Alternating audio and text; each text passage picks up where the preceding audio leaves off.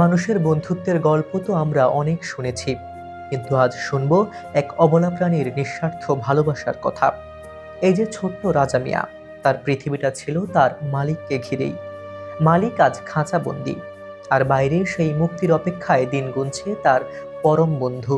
পিপাসায় যখন গলা শুকিয়ে আসে, তখন সেই চেনা হাতটা আর বোতলের ছিপি খুলে দেয় না, নিজেই চেষ্টা করে তৃষ্ণা মেটানোর। প্রতিটি চুমুকে হয়তো সে খুঁজে ফেরে সেই মানুষটির স্পর্শ, যে তাকে পরম মমতায় আগলে রাখত। অপরাধ কি বা আইন কি তা রাজা মিয়া বোঝে না। সে শুধু বোঝে তার প্রিয় মানুষটি এখন চার দেয়ালের ওপারে। সে কখনো থানার বারান্দায় পায়চারি করে, কখনো রেলিং ধরে উপরে ওঠার চেষ্টা করে। তার দু চোখে বিধে আছে এক অজানা হাহাকার। থানার ব্যস্ততায় যখন সবাই নিজের কাজে ব্যস্ত, রাজা মিয়া তখন নিশ্চল। তার এই দীর্ঘ নীরবতা যেন হাজারো না বলা কথা বলে যাচ্ছে।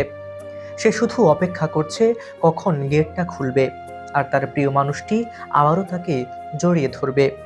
বেইমানি হয়তো মানুষের রক্তে থাকে, কিন্তু এই অবলা প্রাণীটি শিখিয়ে দিল ভালোবাসার কোনো সীমানা নেই, কোনো ভাষা নেই। প্রতীক্ষাই যেন এখন তার জীবনের একমাত্র গল্প। হাবিবুর রহমান নিশান, খবর সংযোগ।